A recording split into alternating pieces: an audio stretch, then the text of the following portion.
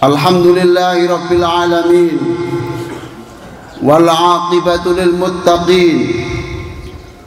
Asyhadu an la ilaha illallah wahdahu la syarika lah, al malikul haqqul mubin, wa asyhadu anna Muhammadan abduhu wa rasuluh, al mab'uts rahmatan lil alamin.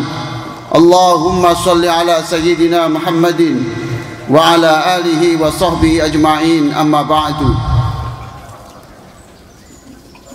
Jamaah sekalian yang sangat saya muliakan, jamaah dari Masjid Al-Hidayah, jamaah dari Masjid Sabilul Muttaqin, jamaah dari Masjid An-Nur, jamaah dari Masjid At-Tauhid, jamaah dari Masjid Nurul Iman, jamaah Masjid Al-Mustaqim, jamaah Masjid Al-Ikhlas, jamaah Masjid Al-Fajr, jamaah Masjid Al-Muttaqin, dan seluruh peserta sholat Idul Adha yang sangat berbahagia pagi ini.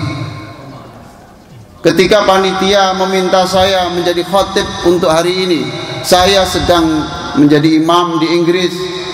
Saya mengiyakan karena saya apresiasi betul bahwa Muslim Pondok Chandra Indah pantas menjadi pilot project, percontohan untuk bagaimana membangun masyarakat yang harmonis dan bersatu. Orang-orang yang berteriak persatuan tidak punya hak sebelum bisa menunjukkan kiprahnya yang sesungguhnya seperti yang dilakukan oleh Muslim Pondok Chandra. Maka Muslim Pondok Chandra, Muslim yang berhak berbicara tentang persatuan. Hadirin sekalian, pada khutbah hari ini saya akan mengambil topik berimanlah dan bakarlah semangat. Topik ini saya pilih sebab kita ini sudah beriman. Tiap hari kita bersyahadat. Yang belum adalah iman yang sesungguhnya, yang belum adalah yakin bahwa Allah itu mengasihi kita. Yang belum adalah kita yakin bahwa Allah Maha Kuasa merubah keadaan kita. Hadirin sekalian, untuk membahas topik ini saya sudah mempelajari 4 buku. Yang pertama An-Nubuwah wal Anbiya karangan Muhammad Ali As-Sobuni.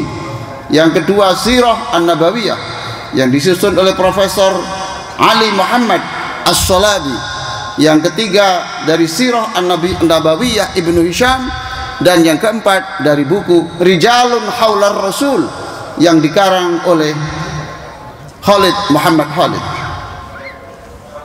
Hadirin sekalian yang sangat saya muliakan, kita harus mengakui bahwa kita memang sudah beriman, tapi iman kita masih kropos, masih mandul, tidak bisa melahirkan karya-karya besar, tidak bisa melahirkan akhlak-akhlak yang paling mulia.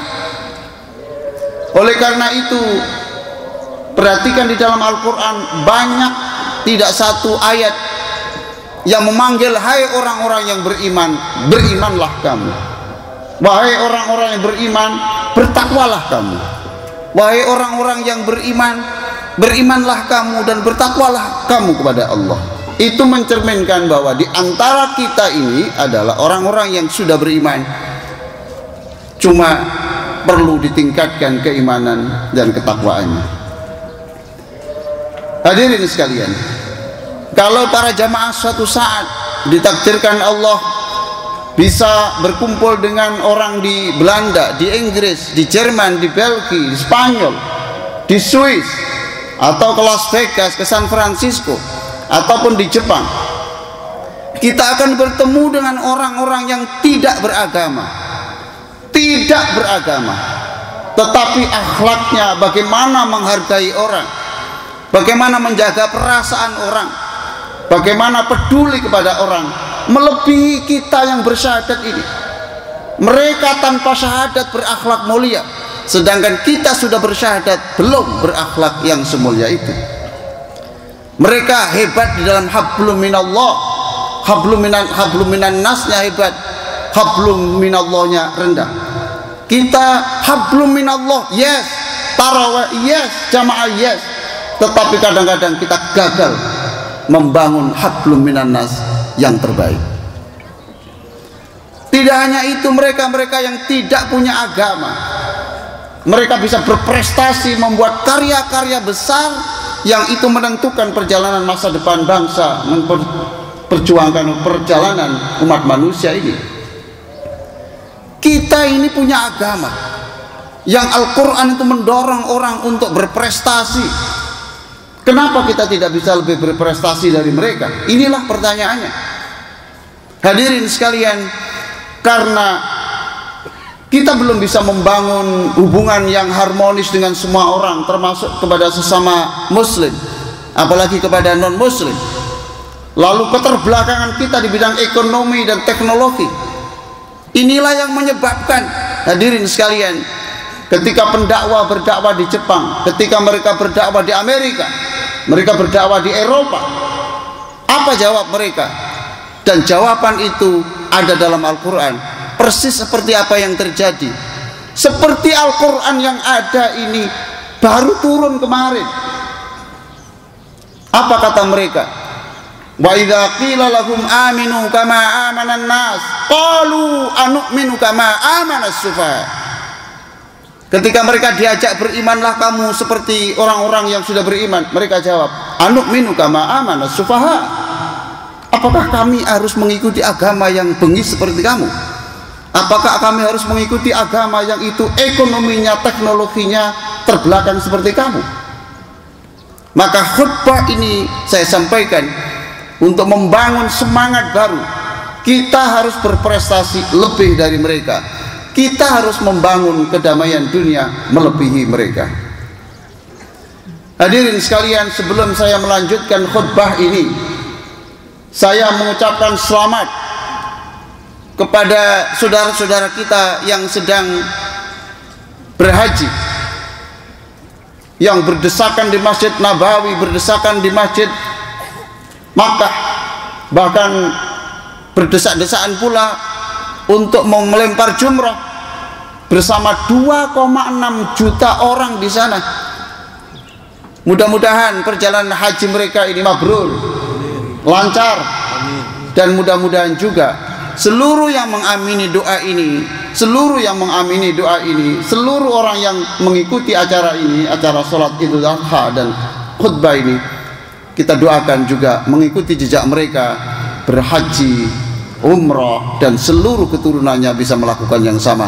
Tidak hanya itu, saya doakan melalui mimbar ini, mudah-mudahan seluruh yang hadir ini, kita yakin betul Allah Maha Kuasa menjadikan Bapak Ibu ini kaya raya, sehingga tidak haji sendiri, tidak haji keluarga sendiri, tetapi menghajikan seluruh guru ngaji se-Indonesia, seluruh pegiat-pegiat kemanusiaan di Indonesia. Hadirin sekalian, hari ini kita sholat Idul Adha, dan sholat Idul Adha itu bagian dari tapak tilas sejarah Nabi Ibrahim alaihissalam. Tidak ada manusia yang memperoleh cobaan seberat Nabi Ibrahim alaihissalam. Beliau ingin punya anak. Setelah datang anak yang sudah lucu, menyenangkan, ternyata diperintahkan Allah untuk menyembelih anak itu. Bingunglah, karena perintah ini tidak masuk akal. Kebingungan itu bahasa Arabnya tarwiyah. Lalu pada tanggal 9 Dzulhijjah baru diketahui bahwa itu betul-betul perintah Allah. Tahu itu namanya Arafah. Alhamdulillah, kemarin semua kita sudah menjalankan puasa Arafah, dan bergembiralah Bapak Ibu sekalian, hari ini kita bersilaturahim, kita bisa sholat, bertakbir, dan tidak hanya itu, berbanggalah bahwa dosa kita tahun yang lalu dinolkan oleh Allah, tahun depan dinolkan Allah, sebelum tahun berjalan pun dinyatakan Allah memaafkan, yang sudah berjalan dimaafkan. Itulah bonus bagi orang-orang yang berpuasa. Hadirin sekalian, apa yang kita lakukan ini tidak berat seperti Nabi Ibrahim. Kita tidak disuruh menyembelih anak, kita hanya disuruh menyembelih hewan. Kita hanya disuruh menyembelih, mematikan ego-ego kita ini, ego golongan, ego partai, ego kelompok, ego aliran keagamaan. Hadirin sekalian, ini negara bukan negara ecek-ecek. Indonesia ini negara besar. Coba Bapak nanti ke Makkah, ke Madinah, tidak ada satupun space, tidak ada satupun tempat yang tidak ketemu orang Indonesia. Sebab orang Indonesia ini adalah peserta haji terbanyak di dunia dan terkenal paling tertib. Mengapa? Karena negara kita negara dengan muslim terbesar di dunia pula. Indonesia ini negara yang besar seperti ini tidak dijamin bahwa punya masa depan yang cerah kalau semuanya itu tidak menyembelih egonya, tidak mematikan egonya. Ego kelompoknya didahulukan, bukan ego kepentingan umum, maka Indonesia ini bisa saja menjadi hanya sebuah kenangan belaka. Maka sekali lagi saya salut dan apresiasi kepada Muslim Pondok Chandra yang bisa membangun keakraban demikian ini. Mungkin diantara yang hadir itu kemarin sudah sholat Idul Adha, tapi tetap hadir bukan untuk sholat, tetapi ingin supaya mereka bisa berjabat tangan, bisa bertemu, dan bertemu berjabat tangan itu adalah bagian kita memperoleh syafaat pada hari kiamat nanti. Tahun ini Bapak Ibu sekalian, kita tahu bahwa ini tahun politik karena tahun depan kita sudah punya presiden baru. Ayo kita tunjukkan bahwa kita adalah muslim yang penyumbang besar aset perdamaian dan ketenangan politik di Indonesia. Hadirin sekalian, di dalam surah Al-Baqarah 126 coba kita perhatikan, ketika Nabi Ibrahim selesai membangun Ka'bah, apa yang diminta pertama kali? Yang diminta adalah satu, aman. Perhatikan, jadi Nabi Ibrahim ini adalah orang yang agamis plus nasionalis. Apakah itu saja? Tidak.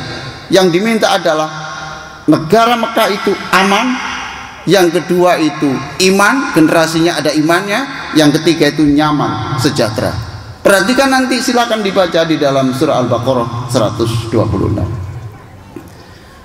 Hadirin, mengapa Nabi Ibrahim bisa menjalankan semua itu? Ya, karena Nabi Ibrahim yakin bahwa Allah itu tidak akan membuat sengsara manusia. Bilal bin Rabah kurang apa? Bilal bin Rabah itu disiksa sedemikian rupa, bahkan pernah itu ditelanjangi. Setelah itu kemudian diikat dan ditarik dengan kuda dengan kecepatan tinggi untuk melintasi jalan-jalan protokol di Makkah. Bilal waktu itu belum hafal qul huwallahu ahad, yang bisa itu hanya ahad. Semua itu tidak dirasakan Bilal. Kenapa? Karena imannya luar biasa. Mengapa belum menghafal surat Al-Ikhlas? Iya, karena bertemu Nabi itu begitu sulit. Maka yakinlah Bapak Ibu sekalian bahwa jika kita punya iman yang kuat, apa yang pahit itu terasa manis, apa yang berat itu terasa ringan, sebab kita yakin bahwa semua itu desain Allah, semua itu kehendak Allah, semua itu takdir Allah, dan tidak pernah Allah salah di dalam membuat keputusan. Allah tidak pernah coba-coba di dalam membuat keputusan. Maka Ibnu Athaillah, penulis kitab Al-Hikam, itu mengatakan, man dhanna infika lutfihi an qadari fa huwa li qusuri nadhari. Siapa yang menganggap kejadian di bumi menyangkut dirinya, ekonominya, kesehatannya, apa saja, kalau dia menganggap bukan itu rahmat Allah, itu tandanya orang itu adalah orang yang picik pengetahuannya. Sebagai akhir dari khutbah ini, dari kisah-kisah itu ingin saya sampaikan ada dua pelajaran besar. Yang pertama, tunjukkan keimanan kita. Iman itu abstrak Bapak Ibu sekalian. Iman itu dalam hati, perlu sesuatu yang konkret. Tunjukkan bahwa cara bicara kita kepada orang itu, tunjukkan bahwa kita ini orang bertauhid. Tunjukkan bahwa kita senang sedekah, bahwa sedekah itu bagian dari implementasi tauhid. Saya doakan seluruh bapak ibu yang berkorban hewan, seluruh yang sedekah, saya doakan, dan itu janji Allah, mudah-mudahan diganti Allah dengan rezeki yang lebih banyak. Apa saja sedekah yang dipergunakan untuk memberi makan orang-orang, ada yang setiap Jumat di beberapa masjid itu, atau setiap hari ke panti dan sebagainya, saya doakan melalui mimbar ini. Saya yakin Allah pasti Maha Pemurah, Maha Kuasa untuk mengganti makanan dan minuman yang Bapak berikan itu nanti diganti dengan makanan dan minuman surga. Hadirin sekalian, tunjukkan bahwa kita ini orang yang berakhlak mulia. Kalau kita sudah berakhlak yang terbaik sebagai wujud dari keimanan kita, itulah yang disebut the living Quran, Quran yang berjalan. Dan perlu diketahui, orang-orang zaman Nabi Muhammad SAW masuk Islam bukan karena membaca kitab suci Al-Quran, tetapi membaca the living Quran, orang yang akhlaknya tersemangati Quran itu.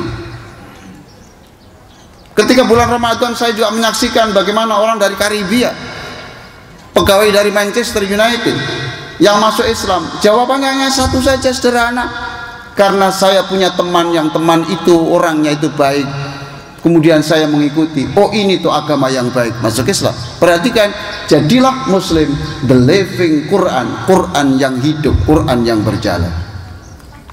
Yang kedua, hadirin sekalian, gelorakan iman kita ini, jangan cengeng, jangan putus asa. Kalau Allah hari ini memutar dengan kecepatan yang tinggi, matahari yang itu bobotnya sekian juta lebih berat dari bumi, apa susahnya? Apa susahnya kalau kita ini dirubah, diputar nasibnya oleh Allah Subhanahu wa Ta'ala? Gelorakan semangat kita dan berprestasilah, karena prestasi itu nanti akan ikut menentukan masa depan Islam di Indonesia. Kuatkan iman dan wariskan keimanan, kuatkan semangat dan wariskan semangat itu. Kalau bapak ibu ditakdirkan tidak punya apa-apa untuk diwariskan anak, ada satu yang mahal yang diwariskan. Apa itu? Wariskan semangat, semangat, semangat, semangat. Mandirilah, jangan mengemis belas kasihan orang, sebab kemandirian itu bagian dari ajaran Rasulullah Sallallahu Alaihi Wasallam. Mudah-mudahan khutbah yang singkat ini bermanfaat untuk kita semuanya. Mudah-mudahan panitia dan seluruh orang yang terlibat berkeringat acara ini diganti keringatnya dengan parfum di surga nanti. Mudah-mudahan kebersamaan seperti ini luar biasa, yang indah seperti ini, difoto oleh malaikat, dilaporkan oleh Allah kepada Allah. Inilah Muslim Pondok Chandra telah menjadi contoh untuk membangun persatuan umat Islam di dunia. Aqulu qouli hadza wa astaghfirullah li wa lakum wastaghfiru innahu wal ghafurur rahim. Allahu akbar, Allahu akbar, walillahil hamd.